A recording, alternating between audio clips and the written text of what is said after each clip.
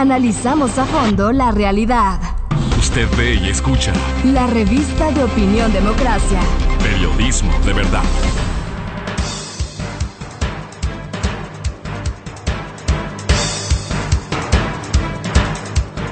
Estamos de regreso ya y claro, el tema es que el presidente Lasso asume la presidencia pro tempore de la CAM. Esta CAM, digamos así, ya reducida a 4, aunque ahora vuelve a actuar en los temas del Parlamento Chile nuevamente, pero se podrá reimpulsar, volver a tratar los temas. ¿Qué rol puede jugar el Ecuador? ¿Cómo puede impulsar la región? ¿Esto es posible? Bueno, en fin, esto tiene varios matices, diríamos, y quiero saludar al señor economista Jaime Carrera, al doctor Pablo Lucio Paredes y al doctor Esteban Santos, a quienes les hemos pedido conversar sobre esto y cuál puede ser el rol. La CAN es un tema importante económicamente para el Ecuador. ¿Se podrá relanzar el proyecto? El presidente Lasso, recién instalado en la presidencia, ¿tendrá el impulso suficiente? ¿Esto le da un mayor chance, diríamos así? Jaime, bienvenido, buenos días. Buenos días, Francisco. Gracias por la invitación. Un saludo a Esteban y a Pablo Lucio. El presidente Lasso tiene a su haber algo que es muy importante en la región: haber vencido al populismo. Esa fue una tarea realmente única en el país. Haber vencido al populismo e introducirse en un esquema de respeto a la democracia, a las libertades. Es algo muy importante para la región y Lasso tiene a su haber este hecho que es importante para todos. De allí que tiene, yo creo, la gran oportunidad en la región de lanzarla en el entendido de que la región debe respetar las libertades, debe consolidar sus democracias y la región debe unirse, la comunidad andina debe unirse para emprender el camino de la prosperidad de nuestra región. No hay manera de encontrar prosperidad sin crecimiento, sin inversión, sin responsabilidades económicas y fiscales. Y países como Colombia, Perú, Bolivia, Ecuador, tienen problemas similares, parecidos, ¿no? Todos han sufrido la devastación de la pandemia. En todos estos países encontramos un elevado desempleo, encontramos una elevada informalidad. La producción de estos países no es suficiente para superar la pobreza, no es suficiente para tener países prósperos. Y lo que requieren estos países, como la comunidad andina, es unirse para progresar, unirse para atraer inversiones. Pero, y en este camino, Jaime, en este camino de unirse, un poco pasa también porque lo político cuenta, ¿no es cierto? Si bien el presidente Lasso, como tú bien lo señalas, llega venciendo al populismo, puede toparse ahora con un presidente en el Perú que viene ya no solo como populista, sino además con una visión distinta de desarrollo.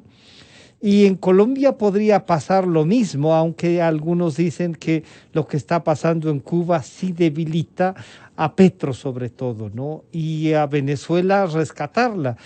Sí, ya no está en la CAM, pero ¿cómo hacer? Lo político va a pesar mucho y por lo tanto también puede ser una barrera para el presidente Lasso, Jaime. No, lo político pesa sin duda, pero ahí está la visión de los estadistas.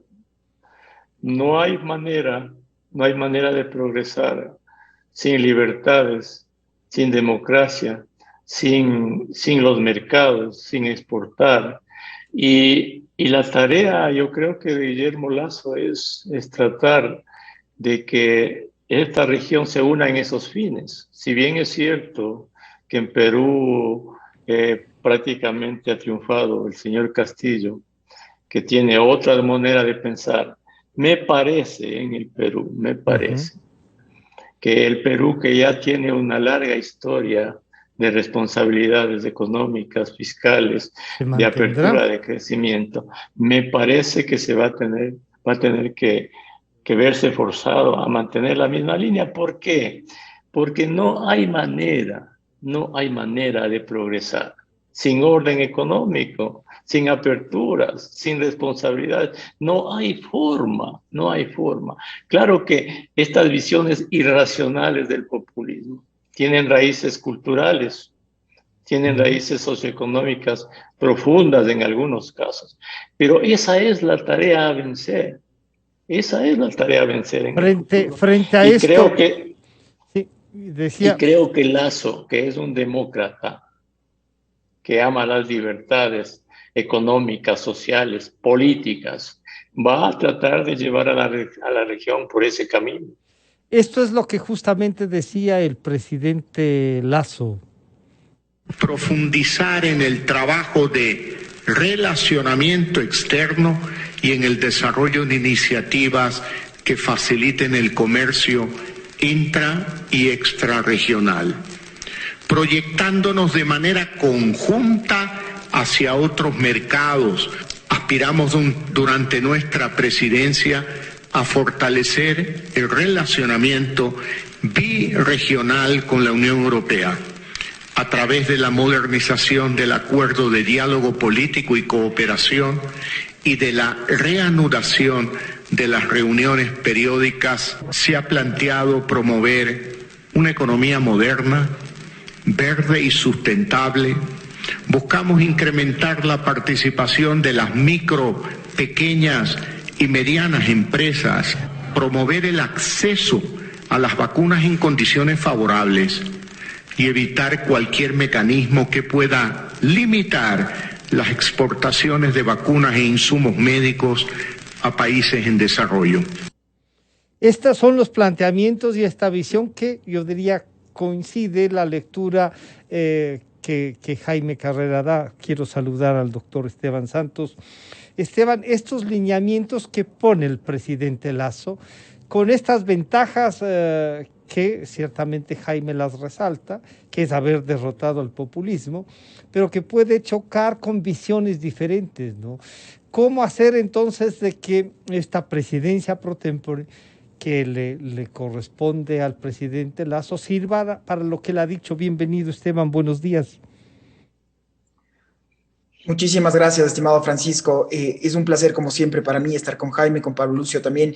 Creo que se han dicho cosas muy importantes. Sí es cierto que hemos vencido al populismo, vamos a seguir viendo, es una gran lucha de aquí de cara a los próximos años, pero también creo que es muy importante el fortalecimiento de una institucionalidad. La CAN es uno de los sistemas de integración más antiguos que tiene el Ecuador y la región. Ya va a cumplir más de medio siglo y entre muchos tropiezos ha sido uno de los pocos entes que ha logrado sobrevenir a todo lo que ha sido los vaivenes políticos de las últimas décadas. Puntualmente, la CAN ha logrado crear el Sistema Andino de Integración y tiene su propio Tribunal Andino de Justicia, como lo recordábamos en espacios pasados, que era increíble ver cómo, si bien tenemos un tribunal andino que funciona aquí en Quito, no siempre su sostenibilidad económica estuvo clara, porque cuando el momento en el que la época del presidente Correa, el tribunal dio un fallo que no le gustó con respecto a la frontera y el paso de camiones, sobre todo por un tema puntual de la sal, pues entonces de repente se acabó la cuota, ¿sí?, para que el tribunal pueda... Exactamente. Y entonces eso es algo impresentable. Y pasábamos, me acuerdo, de una casa cerca del Museo Guayasamín a tener que migrar por varias sedes en donde finalmente se encuentra ahora el tribunal. Entonces estas cosas mínimas, ¿qué importancia tienen para una institucionalidad? Entonces hablar y escucharle a un presidente que diga abiertamente que no solo que vamos a apoyar todos los esfuerzos, sino que vamos a garantizar la independencia y a través también de una solvencia de los presupuestos de los cuales el Estado del Ecuador ya se había comprometido, es algo que reconforta mucho. Es también importante regresar a ver que dentro de esta hoja de ruta que trazaron los presidentes en Colombia de cara a la presidencia que inicia por parte del Ecuador, se han hablado, si bien se da una lectura de algunos puntos y de visiones conjuntas que se quieren dar, yo puntualmente rescato dos como particularmente interesantes. La primera, que ya lo hablamos del tribunal, pero sobre todo, insisto, se hablaba ya de un tema de certificados de origen, que en este momento ya está operando entre Colombia y Perú. ¿Qué quiere decir esto? Que es básicamente una certificación inmediata que dice que esos documentos son legales, son originales, y eso disminuye terriblemente, afortunadamente, los temas burocráticos. Esto es algo que lo aplaudo y ojalá se puedan encaminar a todos los otros miembros de la CAN. Y lo último, que ya se habló específicamente de un estatuto de migratorio andino, que estas son básicamente las bases para sentar a una absoluta libre movilidad de bienes y servicios de las personas entre los países de la CAN, pero asimismo de poder hablar de una residencia sin más, de poder movernos tal como funciona en el espacio Schengen con el modelo de la Unión Europea. Entonces, son temas muy puntuales y temas que creo que se han avanzado mucho. Estas preguntas que siempre se hacen en torno a qué puede pasar cuando hay un nuevo gobierno en un determinado país, que probablemente sea muy contrario a un orden jurídico, que pueda volver el populismo. Vuelvo a la institucionalidad, y la CAN ha sido uno de los organismos, creo el único, que ha durado más de medio siglo, que mucho tiene por mejorar, pero ha sobrevivido, y hoy más que nunca vemos que sí está rindiendo frutos. Y entonces eso quiero saludar al doctor Pablo Lucio Paredes.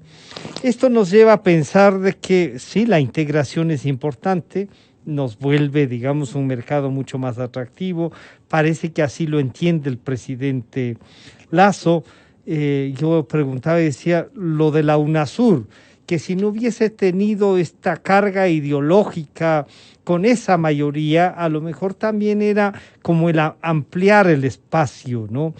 Está lo del ALBA, que eso sí ya era en cambio una especie de cartel ideológico.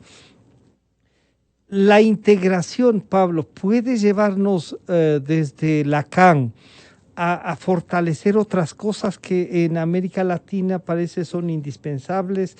¿Cómo puede impulsar el presidente Lasso eso? Bienvenido, Pablo, buenos días. La gente que nos escucha, yo quisiera resaltar dos cosas que han dicho Jaime y Esteban, que son muy importantes. La primera, que hay que estar conscientes que sin abrirnos al mundo estamos desaprovechando la principal oportunidad que tienen los países, sobre todo todos los países, pero sobre todo los países más pequeños de desarrollo. Ahí está el gran impulso al desarrollo, es abrirse al mundo, igual que sucede en la vida personal, saliendo a la vida fuera de la familia, fuera de la casa donde uno hace las cosas. Las ciudades salen de sí mismas y los países también. Eso es fundamental, abrirse al mundo. Y la segunda cosa es que tenemos que analizar, que decía Esteban, tenemos que analizar cosas concretas que nos permiten avanzar. Es decir, tenemos que hacernos la pregunta, ¿en qué aspectos tenemos trabas que podemos ir destrabando? Que si los camiones circulan de la mejor manera entre los países, cosa que no sucede, que si las personas circulamos, no solo circulamos, sino como se decía, podemos residir en otros países, si los estudiantes tienen la facilidad de revalidar sus títulos en un país y en otro país. En fin, tenemos que mirar a cosas concretas para ir resolviendo eso, porque tenemos el marco grande, ¿no?, de la CAN, pero hay que ir viendo temas concretos que ir resolviendo. Y luego tú dices, y eso lo podemos ampliar al resto de América Latina. Mira, hay una tendencia natural en la vida y en la vida económica a ampliar las relaciones más cercanas. Y entonces un proceso natural de América Latina es volverse un mercado más amplio, con las dificultades, de la dificultad de la infraestructura, etcétera, etcétera. Pero lo que sí no hay que hacer, eso es peligroso, es una tentación peligrosa, es decir, como yo quiero integrarme con mis vecinos, entonces voy a dar unas ventajas especiales a esa integración con los vecinos. No, debe ser una integración tendiendo hacia una mayor apertura, pero sin decir a este vecino le doy una ventaja, pero en cambio a alguien que está más lejos le doy una desventaja. No, La apertura al mundo consiste en ir dando condiciones similares a todos. Lo que pasa es que con los vecinos tú por naturaleza vas profundizando las relaciones. Entonces sí, la CAN tiene que ampliarse, América Latina tiene que ampliarse y el mundo tiene que ampliarse para nosotros. Y es un proceso natural de no poner barreras en ninguna parte. Lo que yo sí me temo, y tú lo planteabas, Francisco, es que el próximo gobierno del Perú, más allá de que efectivamente el Perú lleva 30 años de una política más o menos continua, sí hay el riesgo que el gobierno diga, mira, una de las cosas que a mí no me gusta es la apertura al mundo, ¿no? Y empiece a poner barreras. La mayor parte de gobiernos de izquierda tienen esa tendencia, y los gobiernos populistas tienen esa tendencia, y lo vimos en el Ecuador durante más de 10 años con Correa. Más allá de la lógica de la apertura, el gobierno se lanzó a ponernos una cantidad de barreras alrededor nuestro, ¿no es cierto? Aranceles, impuesto a la salida de divisas, no avanzar en los tratados de comercio. Entonces sí hay el riesgo, y ojalá no se concrete, pero sí hay el riesgo de que el Perú vuelva atrás, digamos, en ese proceso de apertura. Insisto, espero que no sea así, pero sí hay ese riesgo. La institucionalidad podría ahí ayudar y funcionar, dicen algunos. Jaime, el presidente Lasso ha sido claro, yo diría, en este sentido, en visualizar. Pero hay temas como los que nos plantea Esteban, que, o sea, dice, a ver, sí, esta es la declaración, pero planteemos cosas más concretas. Resolvamos cosas que, como dice Pablo Lucio, les sean usuales y que le permitan al ciudadano del área tener opciones de estudio, de trabajo, de varias cosas, ¿no? Y eso, como él mismo también dice, que se puede ampliar. Ya tenemos un acuerdo como Mercosur y CAN.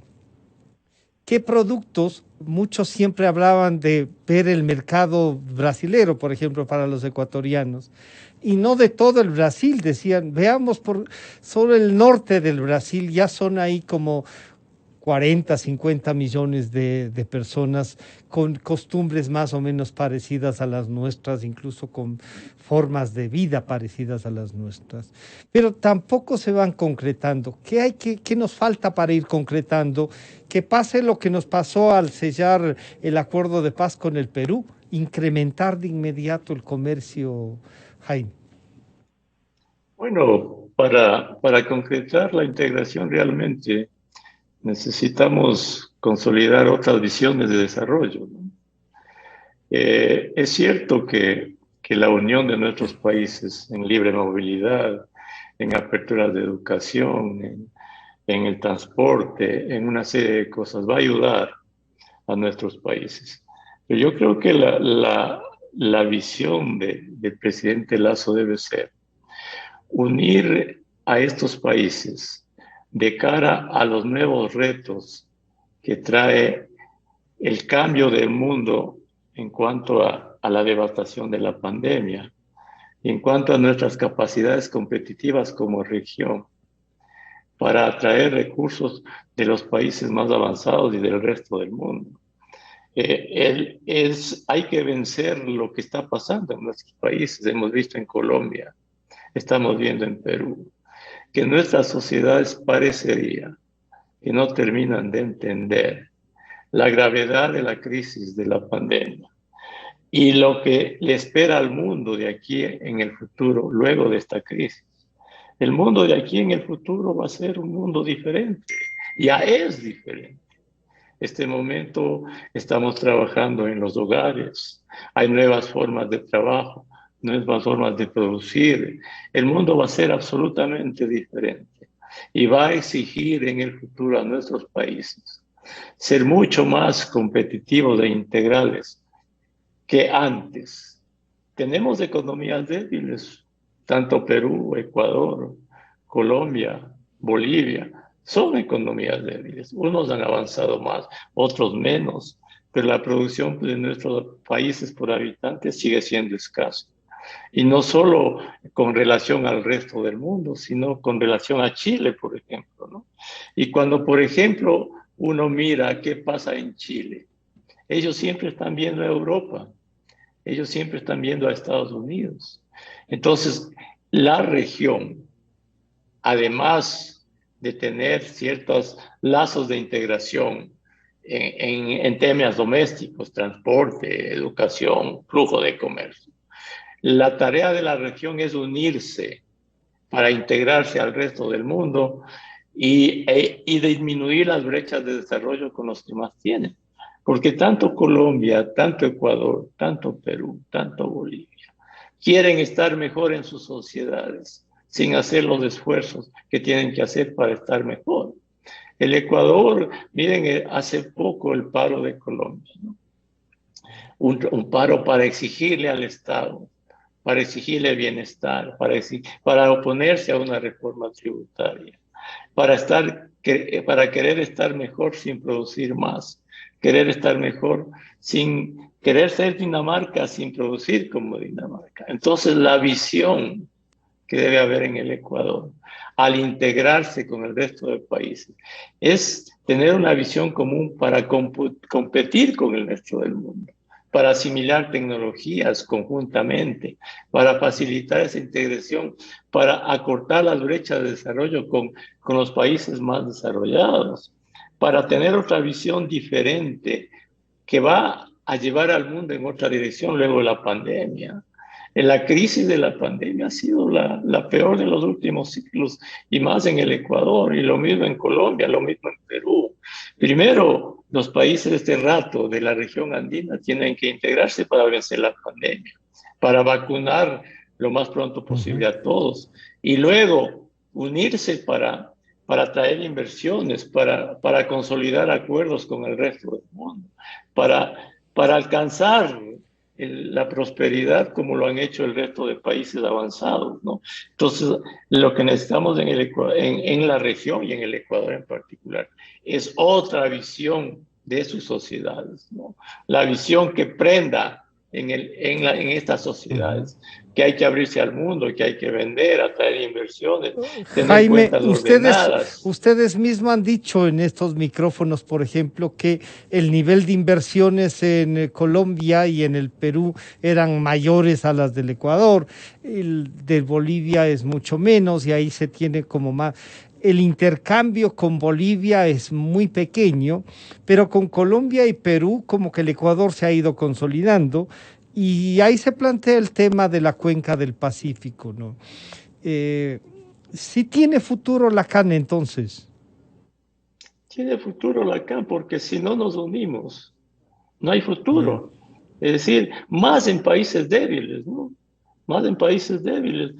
Claro, China es una potencia y tiene otra dimensión de desarrollo, Estados Unidos igual, la Unión Europea igual, pero el Ecuador solo, Colombia solo, Perú solo, Bolivia solo, poco pueden hacer porque son mercados pequeños, mercados débiles, sin una solidez económica, fiscal profunda que se mantenga en el tiempo.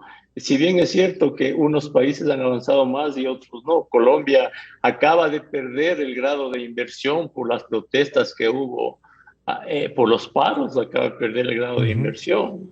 Perú tiene grado de inversión a pesar de haber ganado Castillo. Entonces son economías que tienen diferentes estándares, pero todos debemos unirnos para que los estándares sean únicos en un mercado común.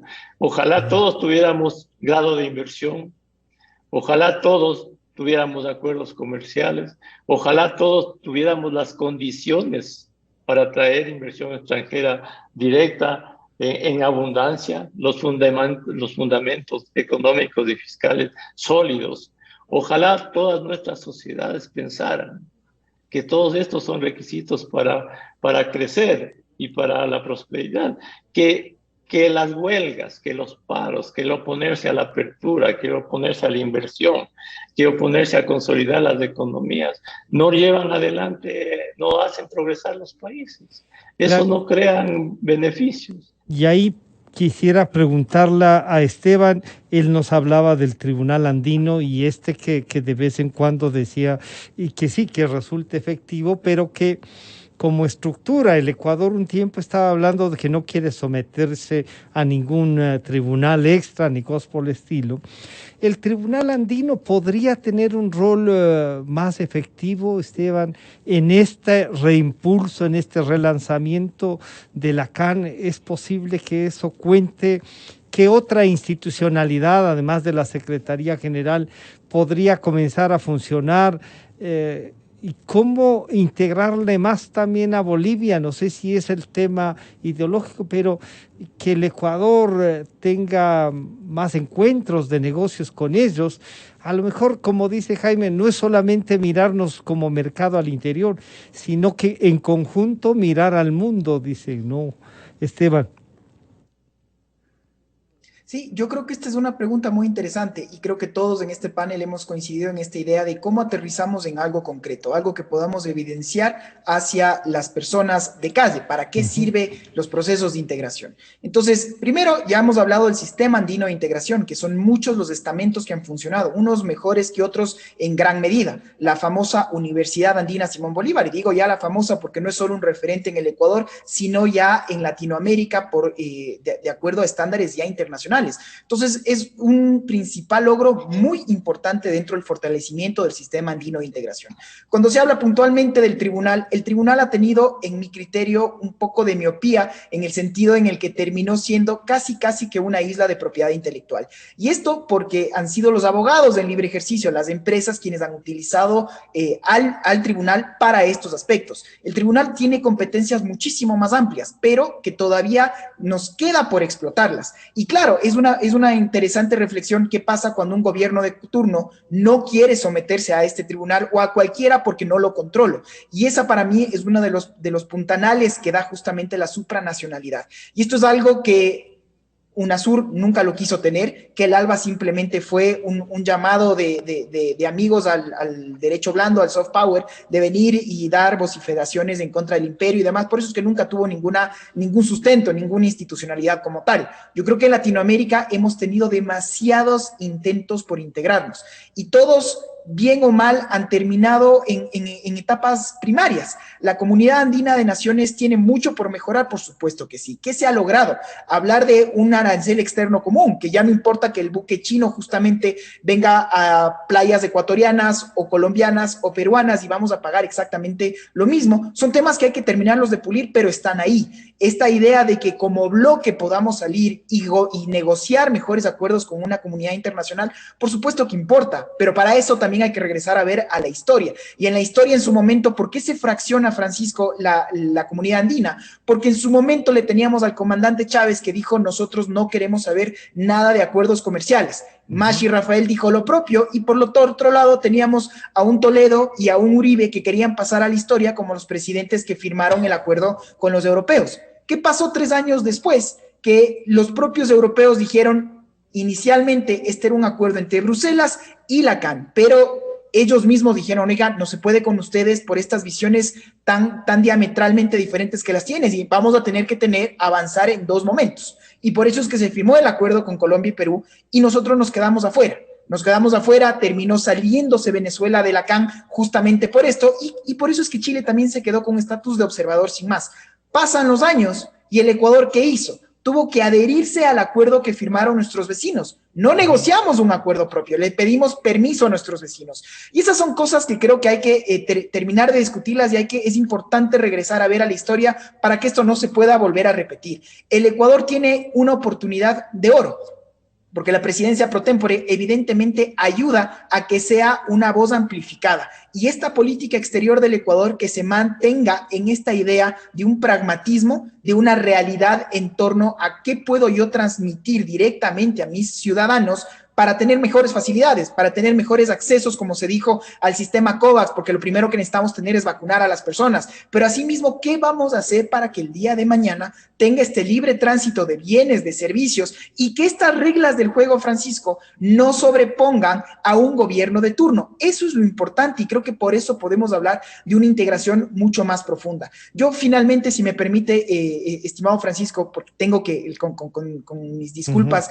atender un compromiso, no quería dejar tratar de hacer un comentario muy breve, porque vi todo este maremoto, este tsunami que se ha dado en torno a unas declaraciones que se dio en este momento por parte de Cancillería ecuatoriana, que luego hubo otras llamadas de atención. Al famoso, no, es que no eran unas declaraciones, era un comunicado de prensa, una cosa así. Correcto.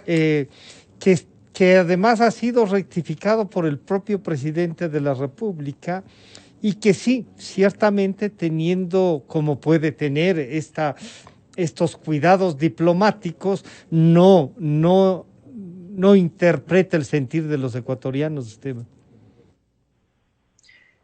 Y por eso yo creo que yo lo veo como una oportunidad, Francisco. Primero, me di un baño de realidades de ver cómo funcionan ahora la información, comillas, información en tiempo real, porque me han llegado una de sandeces que sin temor a tratar de descalificar a una persona, y que como ya no me gustó una frase, entonces otra vez que se vayan todos y no tenemos gobierno en 2 meses. Creo que esta es una oportunidad. ¿Por qué digo una oportunidad, Francisco?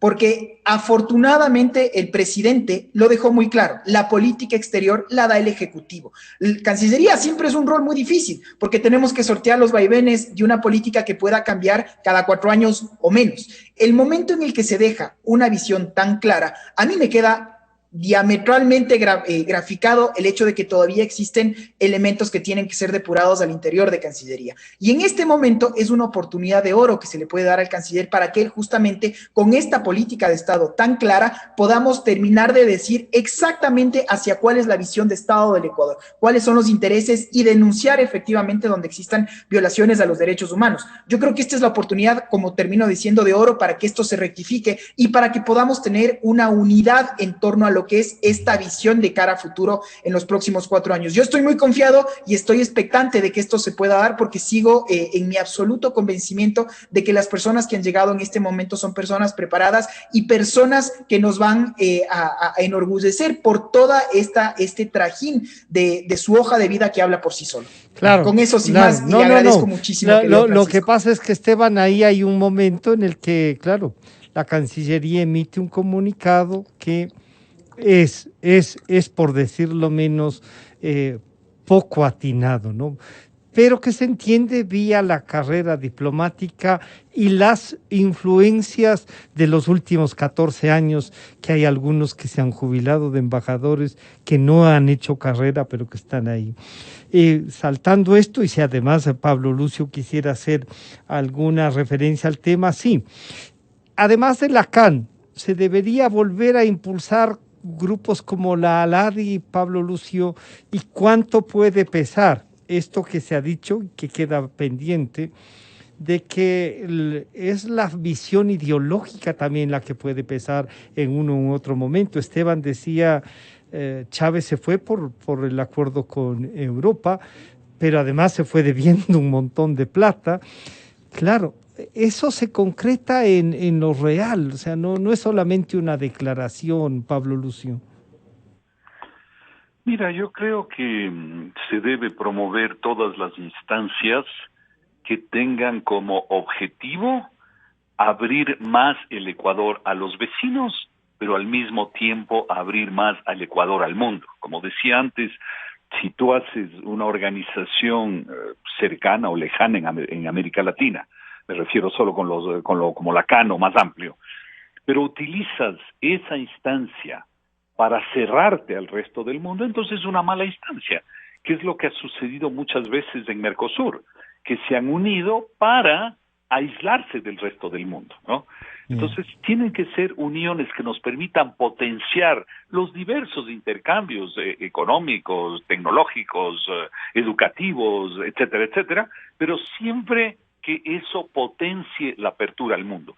Y ahí creo que no hemos mencionado a la Alianza del Pacífico, que me parece que es la instancia razonable cuyo objetivo justamente es, a partir de América Latina, bueno, en este caso es un poquito más amplio, digamos, no solo es América del Sur, sino incluye más, pero digamos, a partir de América Latina, utilizar esa plataforma, digamos, latinoamericana, para abrirnos al mundo. Ese es el objetivo de la Alianza del Pacífico. Es más, su nombre mismo de Alianza alrededor del Pacífico nos está diciendo eso. Queremos abrirnos a todo lo que está bueno, alrededor del Pacífico, pero alrededor del mundo. Entonces yo creo que esa, por ejemplo, es un tema que es fundamental de seguir empujando.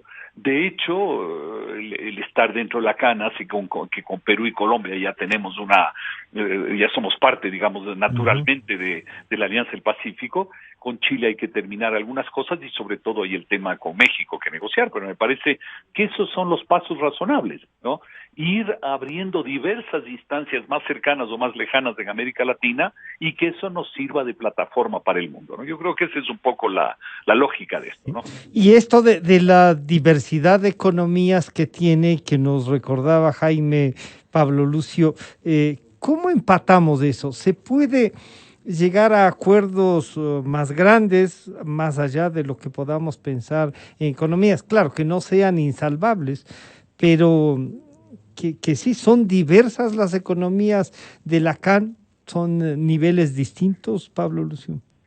Mira, yo siempre quiero recordar algo, y es que al inicio del gobierno de Sixto Durán Ballén en el año 92, había un plan lento, digamos así, de terminar, o sea, no de terminar, digo, de continuar la apertura dentro del área andina, ¿no? Había un plan que tomaba varios años. Y en el gobierno de Sixto se tomó la decisión, y eso fue impulsado por, digamos, dentro del gobierno fue impulsado por Mauricio Pinto, que era ministro de Industrias, de que hagamos ya la apertura con los países del área andina, ¿no? Y la reacción, como siempre, de mucha gente fue de decir, caramba, pero es que nos van a comer vivos los vecinos, sobre todo los colombianos, nos van a comer vivos, y esto y aquello, ¿no? Y en realidad se dio la apertura, ¿y qué ha pasado? Que ambos, como es lógico en el comercio, ambos hemos salido ganando. Hemos exportado, hemos importado, exportamos mucho más que antes, importamos mucho más que antes, y hay que estar conscientes que la riqueza y la calidad de vida la generan las exportaciones y las importaciones, y entonces hoy tenemos mucho más comercio con los países vecinos. Si no me equivoco, no he visto las cifras exactas, pero más o menos nosotros exportamos en el área andina alrededor de unos 2.000 millones e importamos también del área andina unos 2.000 millones. Eso es un comercio muy importante. Entonces siempre hay esos temores de que somos diferentes, de que tal vez nos van a comer vivos, de que esto, de que aquello. No, el comercio permite a la gente aprovechar oportunidades, crecer, competir más, tener más innovación, más ideas. Así que ese es un camino que hay que recorrer. Este camino por recorrer, y entonces les planteo tanto a Jaime como a Pablo Lucio, es: ¿el Ecuador estará preparado para el discurso del presidente Lasso? Y claro, ahí uno dice, con todas las dificultades que ustedes también en estos micrófonos le han hecho notar, ¿se puede preparar? ¿Puede caminar con la rigurosidad que se debe?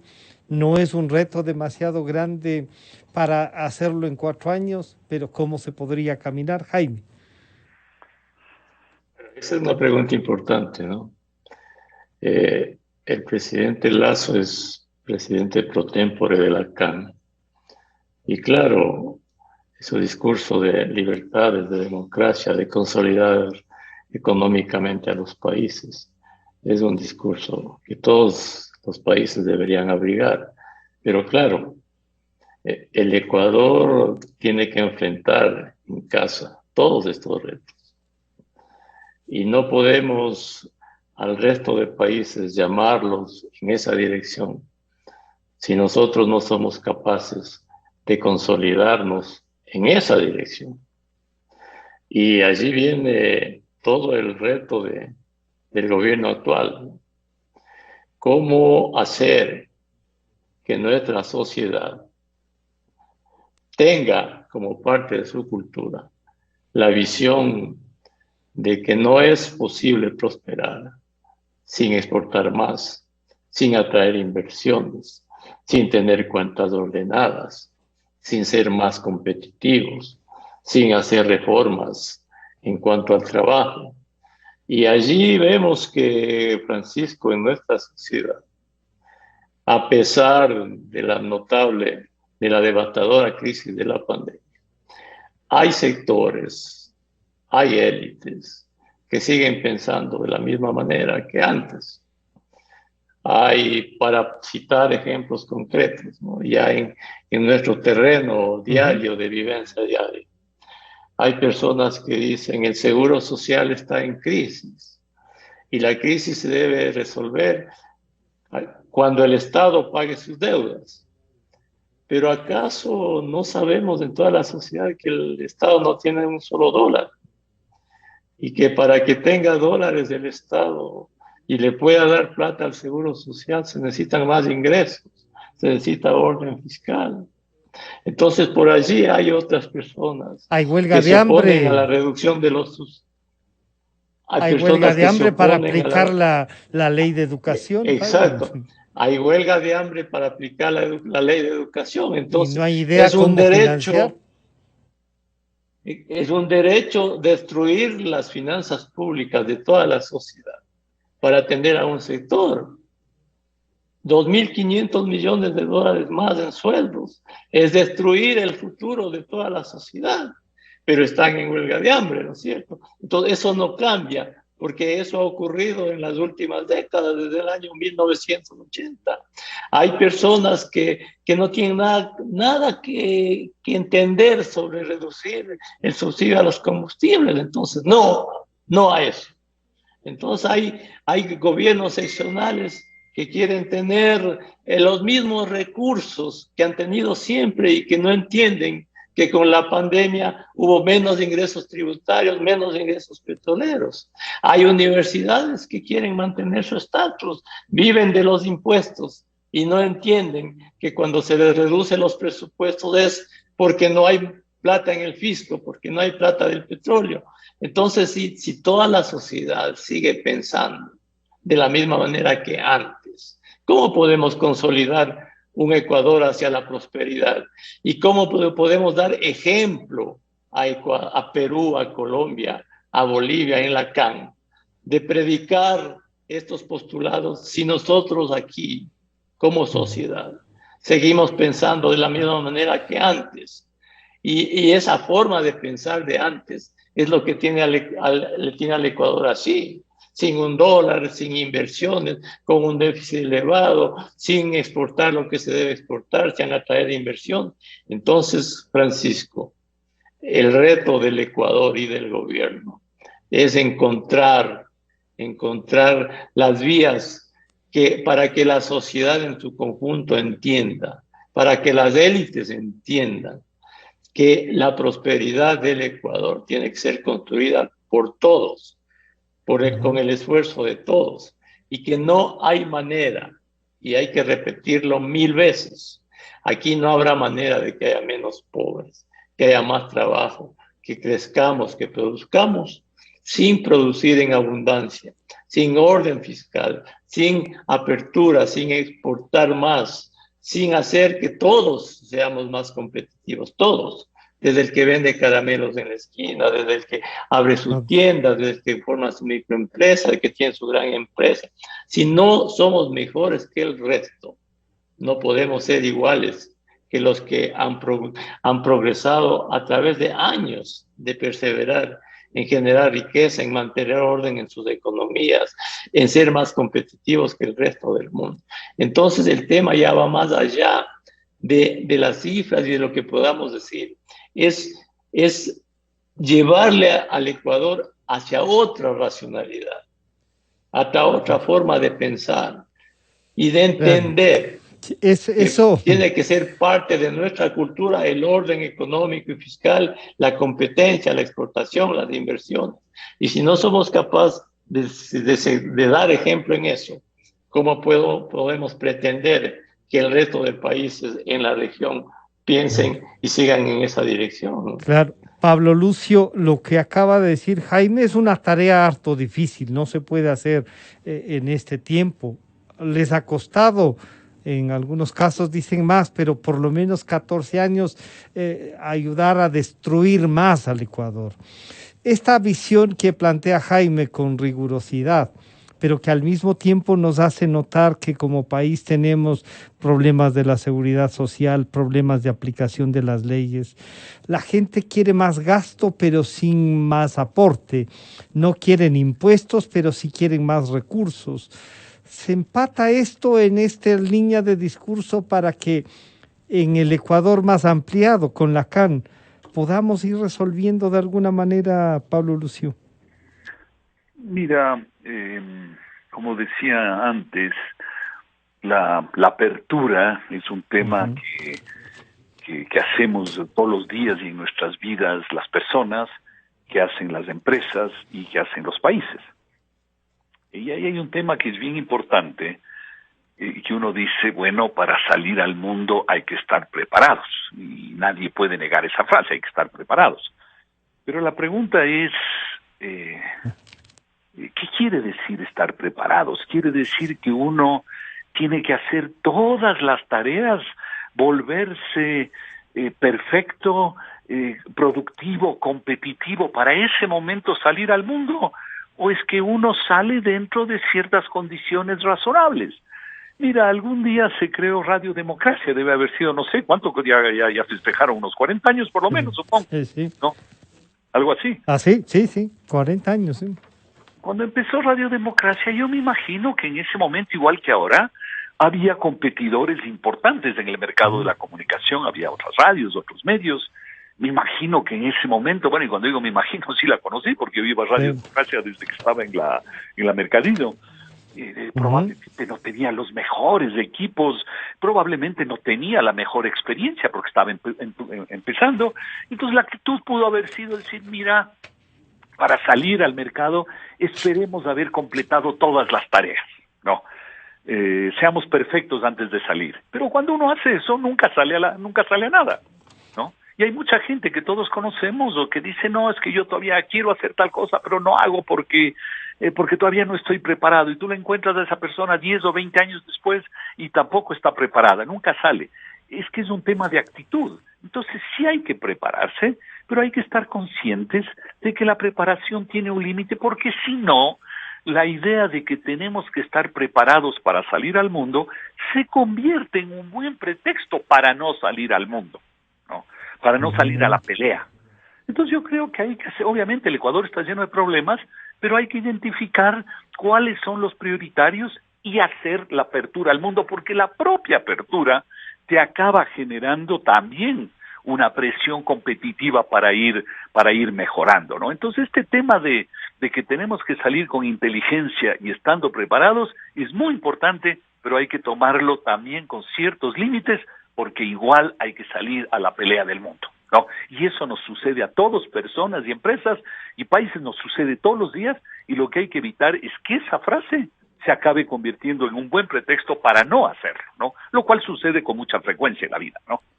Yo quiero agradecer al doctor Pablo Lucio Paredes, al economista Jaime Carrera y al doctor Esteban Santos por acompañarnos. Estaremos en contacto y hay que tratar el tema de la economía ecuatoriana, lo que decía Jaime, está lo de la seguridad social, la aplicación de algunas leyes, pero sobre todo este reto. Parece que lo de la seguridad social podría hacer que la sociedad entienda los retos del país, y entonces hay que usar ese gran reto de la seguridad social para plantearnos un futuro y una visión de país. Jaime, muchísimas gracias por acompañarnos. Pablo Lucio, muchas gracias. Gracias, Francisco. Esteban, un gusto saludarlos. Un abrazo a todos, cuídense. A la muchas gente. Gracias. Un abrazo. Han estado con nosotros el doctor Pablo Lucio Paredes, el economista Jaime Carrera y el doctor Esteban Santos. Estamos terminando con esto el día de hoy. Nos encontramos mañana martes. Hasta mañana entonces. Aportamos contexto a las noticias. Analizamos a fondo la realidad. Usted ve y escucha. La revista de Opinión Democracia. Periodismo de verdad. Este es el microinformativo del momento. Botánico es el nombre de una de las primeras obras inmobiliarias en